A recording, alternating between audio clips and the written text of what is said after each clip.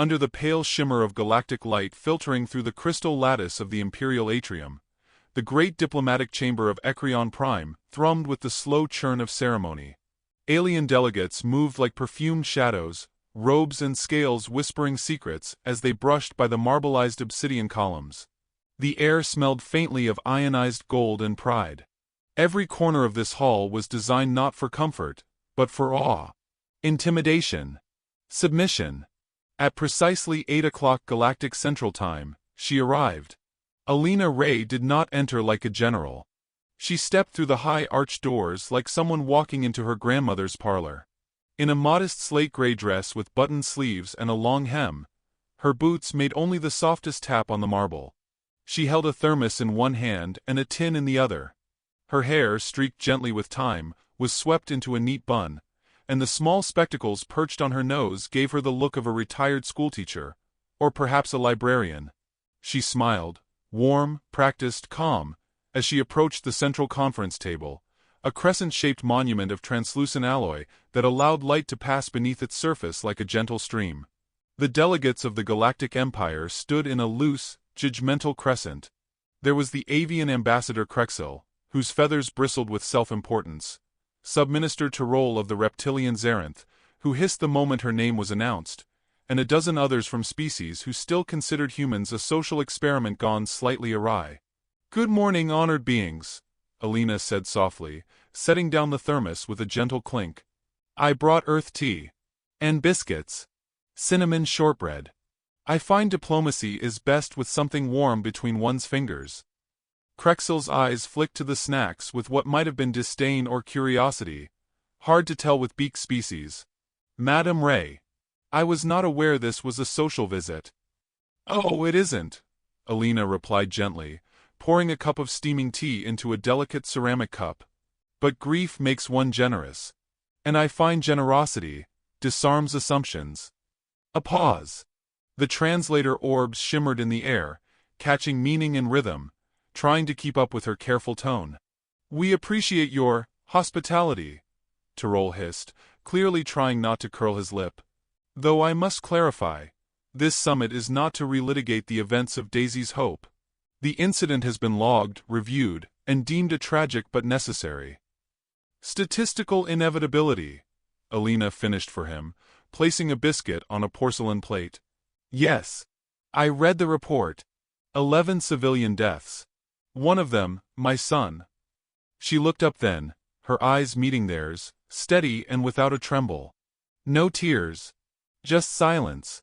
Some delegates shifted, more uncomfortable with her stillness than they would have been with screaming. Julian had been 12. Bright, musical, curious. He'd liked stars. He'd drawn planets with crayons and misspelled gravity on his bedroom wall. The Empire's orbital enforcers had called it a civilian compliance strike. They'd bombed a power relay hub during a routine inspection. Julian had been walking home with his violin. No one had even apologized. "I understand," Alina continued, her voice even. "You have protocols. You were ensuring order. Collateral damage is regrettable but not punishable, not here." "Precisely," Krexil nodded. "You grasp our position with impressive clarity." Alina gave a soft, dry chuckle and passed a cup to him. "Oh, Ambassador. I grasp more than that." Krexil hesitated before accepting the tea. His claws clicked nervously on the cup's porcelain. "I'm not here to accuse," Alina said. "I'm here to inform. You've misunderstood humanity. And misunderstandings lead to tragic accidents, as we've seen." Several delegates exchanged glances. "What precisely do you intend to inform us of, General Ray?" asked Jordan, a tall, insectoid analyst with rows of reflective eyes. "Former general," Alina corrected gently. "I retired years ago. Became a schoolteacher. Raised Julian in peace." She took a sip of her tea. "But let me answer your question this way. Do you know why Earth drinks tea?" Tyrol made a disgusted noise. "A leaf-soaked beverage is hardly relevant." "Humor me," Alina said, gaze fixed on her cup. "We drink tea during calm. We drink it during panic. Soldiers in trenches drink it with blood on their boots. We sip it before marriages and executions. When earth burns, someone always brews a pot. A long pause. We do it not because the tea matters, she whispered, but because it reminds us that we decide when the world changes. Not the other way around. The chamber grew still. Krexil cleared his throat. This sounds awfully poetic, Madame Ray, but it does not address any actionable request. There is no request, Alina said softly, setting down her cup. I'm merely letting you know, the timer has started. What timer? Jordan asked sharply. Alina's smile returned. It didn't touch her eyes. Your empire killed a child. My child. And you didn't notice. She stood, brushing invisible crumbs from her skirt. You'll notice now. With that, she turned and walked out, leaving the tin of biscuits behind. Who is she? Jordan asked later, hunched over a datapad in the Empire's central analysis suite. We have her as a level 6 military strategist. But she retired 15 cycles ago. No battlefield record since the Treaty of Ios, replied a junior analyst. She went quiet after her husband died. Then why is every encrypted signal node in Sector 12 going dark? What? Jordan's fingers raced across his pad. One by one, distress signals blinked out from outer system colonies. Satellites failed. Comms jammed. Entire trade routes lost contact. He stood. Get me every file on Operation Basilisk. Now. Sir, that's a mothballed protocol. Now. In the lush gardens of the Virelli embassy, a nervous aide approached Ambassador Krexil with a trembling beak. Sir, there's chatter. Chatter? Human sympathizers. In our fleets. Command nodes. Even logistics chains. They're quoting Earth poetry over comms. Old Earth songs are playing on encrypted loops. It's coordinated. Ridiculous, Krexil scoffed. She's a grieving mother. The aide's feathers drooped. She's not grieving, sir. She's planning. A beat. What do the humans call it when a mother loses a child? A tragedy. No, sir, the aide corrected quietly. They call it a reason. Back on her shuttle, Alina Ray poured herself another cup of tea, fingers steady. Across her screen, encrypted windows showed planets blinking into radio silence. The seeds were planted. The storm wouldn't arrive today. Not tomorrow. But soon. She spoke into the silence. Protocol Emberglass initiated. Confirm Sector 7 in play. A voice crackled back. Low, amused, warm. Sector 7 confirmed. Would you like us to begin morning, ma'am? Alina stared out the viewport. Not yet, she said. Let them have their tea first. The screen dimmed. Behind her, the thermos hissed. And above the stars, the galaxy began, very slowly, very gently, to shiver. The station gardens of Ekrion Prime were a masterpiece of artifice, an oasis suspended in orbit, mimicking the concept of tranquility with deceptive grace. Each flower was a genetic composite. Every tree root terminated in nutrient tubes beneath polished synthetic soil. The air was perfumed not by petals but by climate control algorithms. Still, the Empire's delegates gathered here often, preening in the simulated sun, speaking in careful euphemisms, believing the illusion of peace was enough to make it real. Alina Ray sat quietly at the base of a false willow tree, legs crossed, her back straight as an iron rod. She wore the same modest slate-gray dress, though she had added a brooch, an old Earth military insignia repurposed into the shape of a dove. Her teacup rested on a flat stone beside her, untouched. She was watching the koi, or what passed for koi.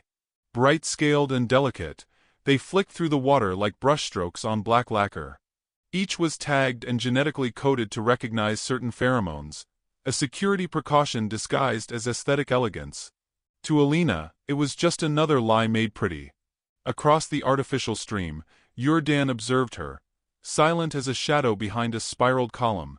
The insectoid officer's multifaceted eyes caught and refracted light like fractured mirrors. Data streamed across the retinal HUD embedded in his vision. Vitals, histories, cross-species behavioral analysis. None of it made sense. Her presence was a ripple that didn't match the tide. Since her arrival, the Empire's comms had experienced a 14.3% disruption spike. Fleet diagnostic routines were being overridden by encrypted packages no one could trace.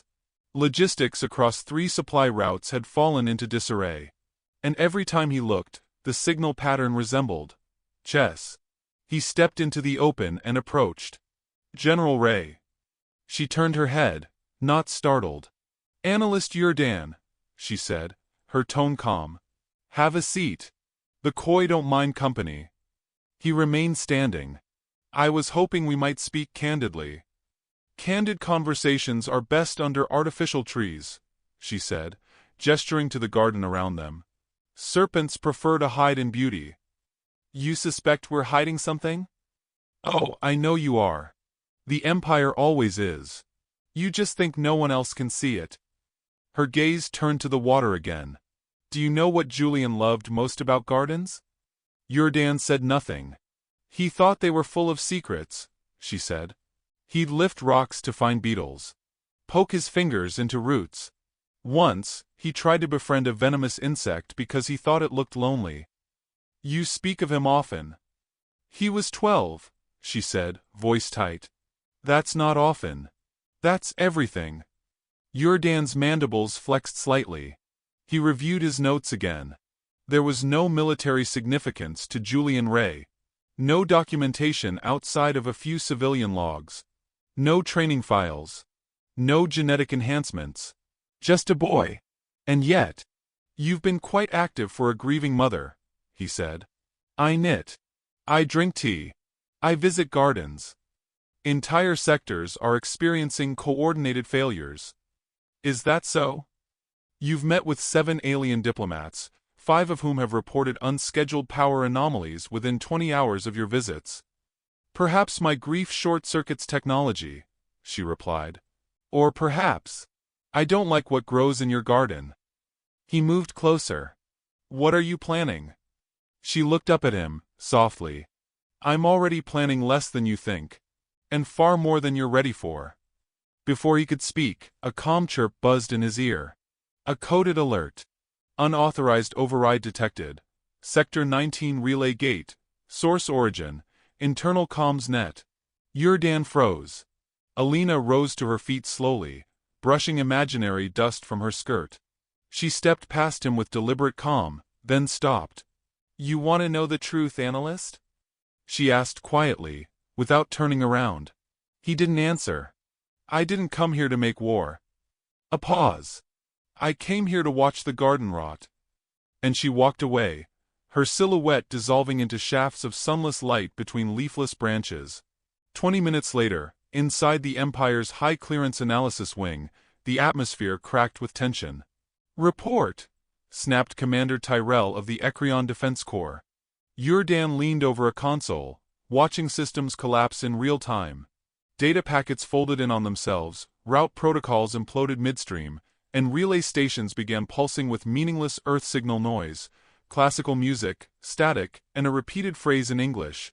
"The serpent sleeps when the garden is dead."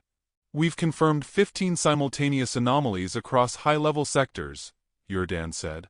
"Encryption is non-native. Signal origins are unclear." "Do you think she's behind it?" "I think she's the tip of the blade." The data streams resolved briefly into a diagram, a 5-planet arc encircling the Empire's outer systems. "You recognize the pattern?" Yurdan asked. Tyrell's jaw twitched. "It's Basilisk Doctrine. An old human war maneuver. Banned by Galactic Convention." Yurdan narrowed his eyes. "But not forgotten." The commander folded his arms. "But it requires internal coordination. Saboteurs. Thousands of them." Yurdan nodded slowly. "Exactly. Which means this didn't start when her boy died. This started long before that." The room fell quiet. On the main display, another system went dark. Alina's shuttle glided above the spires of the Empire's capital moon, her eyes fixed on the sea of lights below. She sipped her tea, her fingers steady. Her pilot, a quiet woman named Luma, also ex-military, spoke without looking back. Node collapse confirmed in Sector 19. The net can't trace us. All digital footprints routed through 12 dummy protocols. You're officially a tourist again. Alina gave a faint smile. Poor Jordan, she murmured. He's asking all the wrong questions. Think he'll catch on? Oh, absolutely, she said. But far too late. Luma adjusted the shuttle's pitch. You know, if you told the others who Julian really was, they'd want blood. They'll want blood anyway, Alina said. But revenge born in clarity is cleaner than the kind born in myth. You sure he was just a boy? I'm sure he was mine, Alina said softly. That was all that mattered. Meanwhile, on a backwater moon named Drelixfor, far from the Empire's inner systems, an unremarkable human freighter captain named Reuben Rube Keller sat in a dingy cantina with 3 alien smugglers and a datapad glowing with encrypted instructions. He downed a shot of rustberry gin and grinned wide. Tell your warlords the time's come. Operation Coil is go.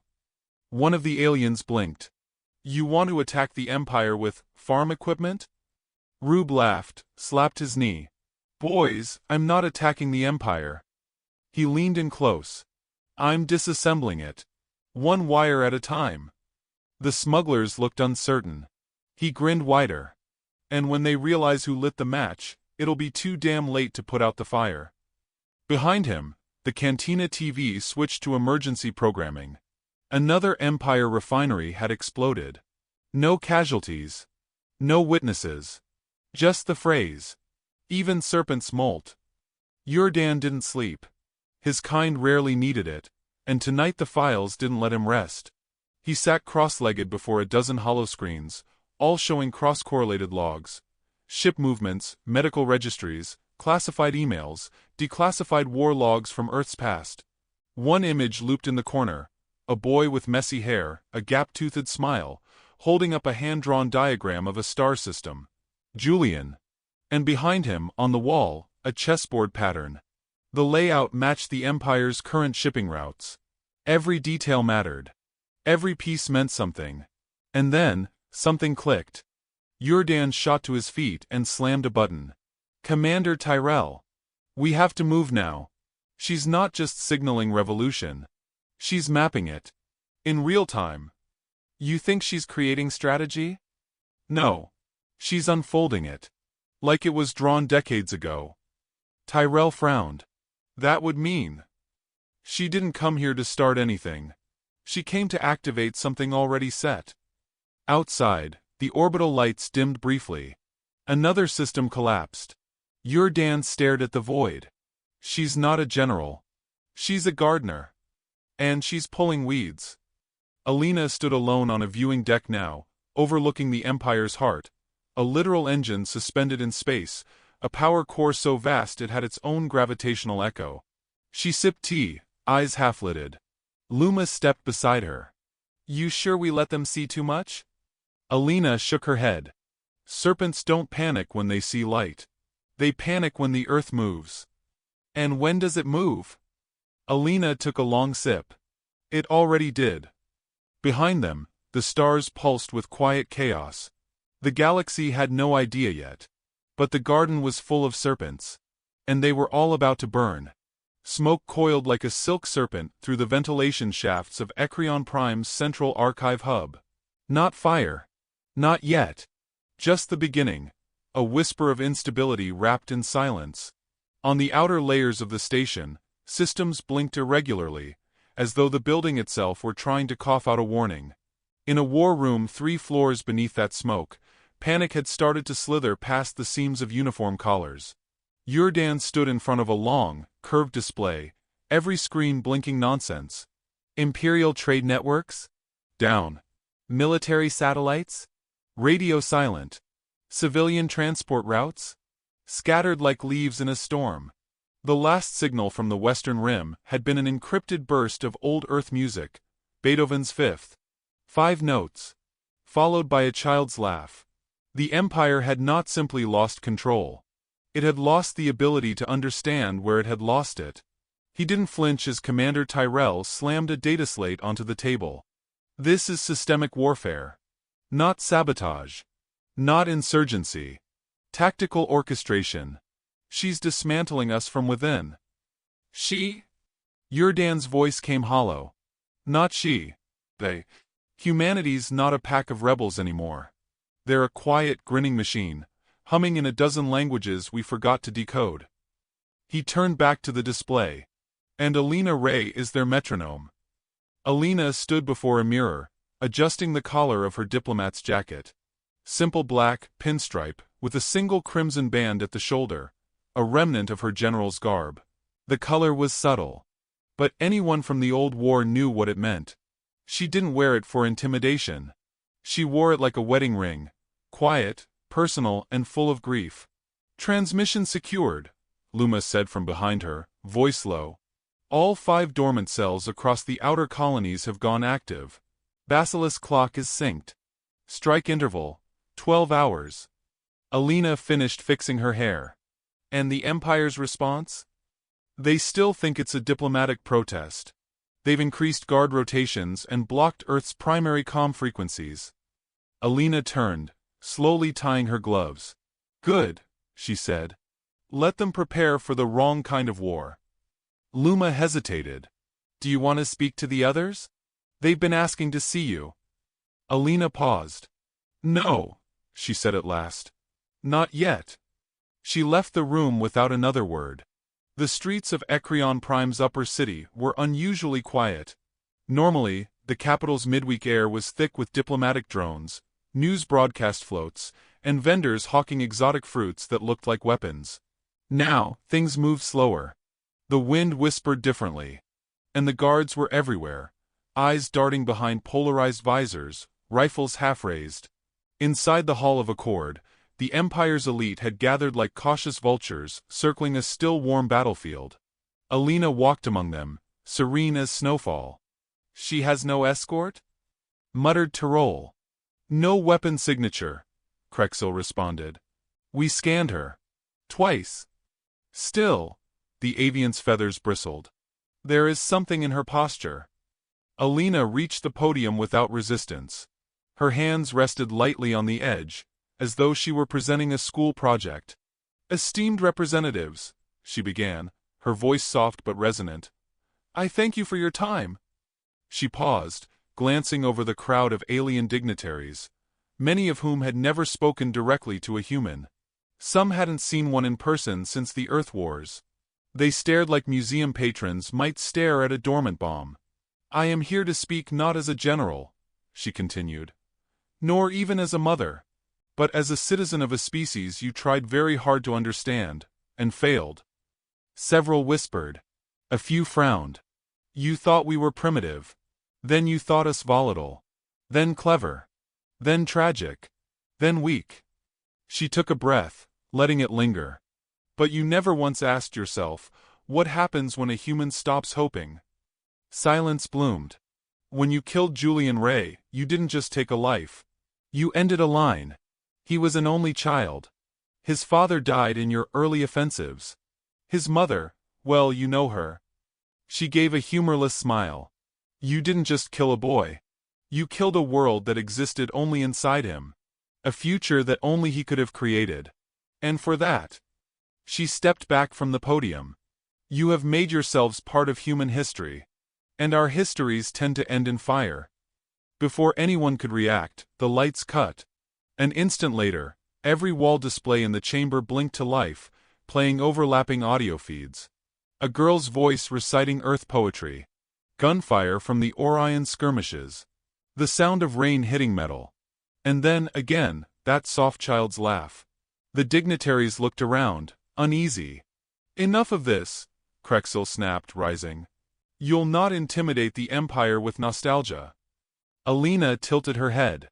Oh, I'm not intimidating you. She tapped her earpiece once. I'm informing you. Outside, across 5 systems, every Imperial vessel equipped with Earth-derived navigation systems simultaneously blinked out of existence. Not destroyed. Not detonated. Simply, removed. Their quantum drives inverted. They were now nowhere. In the chamber, several alien dignitaries collapsed to the floor, overwhelmed by neural feedback from linked comms. Krexil clutched his head. What did you do? I returned your arrogance to sender, Alina said calmly. You assumed the wars taught us limits. We were just learning how patient we could be. She turned and walked out, her final words left hanging in the stunned silence. Revenge is the only language your kind never tried to translate. Elsewhere, on a moon just outside the Empire's influence, the rogue cell known as the Emberglass Choir activated. Composed entirely of human ex-diplomats, comedians, musicians, and failed chefs, they uploaded a single audio loop into the Empire's emergency frequency spectrum. It was the sound of a woman's heartbeat, followed by the phrase, "A mother's vengeance takes exactly as long as her silence." Then, systems started failing. Power grids misrouted. Cryosleep containment pods unlocked. Agricultural AI began rewriting soil protocols with Shakespeare quotes. Nothing violent. Nothing overt. Just chaos wrapped in cultural reference. In a secured chamber, Yurdan watched the havoc with grim awe. It was unlike anything the Empire had prepared for. Not brute force. Not even insurgency. It was psychological redefinition. Their systems were crashing under the idea of human anger. He spoke quietly to the room of stunned analysts. She didn't strike. She changed the rules. A younger officer turned toward him. Sir, what do we do? Yurdan didn't answer immediately. He thought of Julian. Of chess. Of the boys' drawings. Then he said, We pray she lets us play another round. Hours later, Alina sat alone inside a decommissioned greenhouse near the station's underbelly. The fake sun had shut off long ago. Vines drooped. Metal roots hummed faintly beneath decaying petals. She held a picture in her lap. Julian, 6 years old, in a cardboard space helmet, grinning like he'd won the galaxy. Luma entered. We have confirmation. All strikes succeeded. The Empire's command structure is cut off from itself. They'll survive, but they'll never command again. Alina nodded once. Then it's done. Not quite, Luma said, stepping forward. There's a broadcast waiting. From Earth. They want to send you a message. Alina hesitated. Play it. The holoscreen blinked to life. A child's voice, another boy. Maybe 9. Maybe 10. Hi. I heard what they did. And I just wanted to say, thank you. For making them stop. Alina's throat tightened. The boy paused. And when I grow up, I'm gonna build ships like your son wanted to. The kind with windows. So no one's afraid to look out anymore. The screen faded. Luma watched as Alina closed her eyes. You all right? No, Alina whispered. But I'm human. She looked out the dark window. And being human means not letting them do it again. Outside, the stars pulsed. Not in triumph. Not in mourning. But in warning. Revenge had never been the goal. But when a mother speaks it, every galaxy listens. The surface of Charon 6 burned low and red beneath the storm front of orbital wreckage. Shattered Imperial cruisers drifted in pieces across the upper atmosphere, their husks glowing like dying embers. From space, it looked like a star going cold. From the ground, it felt like judgment. The command dais had been carved hastily from the ruins of a diplomatic outpost, one that once housed ceremonial welcomes and cultural exchanges. Now the walls were scorched, the banners torn, and the Empire's gold-plated sigils lay buried beneath boot prints and blood. What remained of the Galactic High Command stood in a loose half-circle at the edge of the crater, silent, awaiting the human envoy. But she didn't arrive in a warship. She walked, boots pressing into ash and soot, cloak dragging behind like a trailing shadow. Alina Ray came alone, no soldiers, no escorts, no weapons drawn. Just her and the wind. Yurdan watched from a nearby ridge, antennae still. Every moment of this war had been orchestrated by her silence. Now, her voice would close it. He wasn't sure if he came as witness, survivor, or supplicant. As she stepped into the center of the ruined forum, the Empire's remaining officials straightened. Tyrol, bloodied and limping, made the first mistake. You came to gloat. Alina didn't look at him. No. That would mean I still respect you enough to play games. Commander Tyrell shifted uneasily. You've shattered half our command grid. Our colonies have turned against us. Our ships are dust. And now you stand here, expecting what? Our surrender? No, she said softly. I expect your shame. Krexil rasped, his wings folded awkwardly. Human sentiment again. Always with the poetry of suffering. You think this loss changes us? No, she replied. I think it changes the next ones. The ones who build after you. She knelt, an unexpected motion. The dignitaries recoiled slightly, uncertain whether it was a threat or ceremony. Alina brushed away ash with her palm, until the metal beneath shone through. The nameplate of the outpost, Julian's Hope. It had been named after the concept of peace. And they'd turned it into a weapons depot. Her son had never seen this place. But this was where she buried him. Not his body, there had never been one. But the idea of him. The boy who'd asked if stars made music, if planets had memories, if it was okay to cry in zero gravity. This is where that version of him ended. And this was where she would finish the reply. When she stood again, her eyes were darker. I did not do this for vengeance, she said. Tyrell sneered. Then for what? She looked around at them. For clarity. For remembrance. You erased a child and expected the galaxy to forget. She took a slow breath. So now, I've erased your command. But you didn't finish us, Tyrell said. You had the chance. You still do. I know. Why not end it? Alina stepped forward, so close that Tyrell's fingers twitched toward his sidearm. She didn't flinch. Because I'm not interested in your extinction, she said. I'm interested in your education. Krexil snapped. You think your little crusade was enlightenment? No, Alina said. But it was a lesson. She raised her hand then, not as a threat, but as a signal. Above them, the clouds parted. A silent shadow passed overhead. It was not a warship. It was a station, a school, rebuilt in Earth's orbit but sent here now. A sanctuary, staffed with human historians, cultural architects, even children. The broadcast began without a sound. Images flowed across every screen and visor present. A boy with a cardboard helmet and a paper telescope. Julian. His voice played, soft, curious. If aliens come, can I ask them if they dream? The clip faded. Then Alina's voice. This is not your prison. This is your mirror. The education station was not armed. It had no shields. But it carried every record, every cultural echo, every lullaby, every law humanity had ever written. A message carved in memory. If you forget us, we will teach you. If you hurt us again, we will remind you.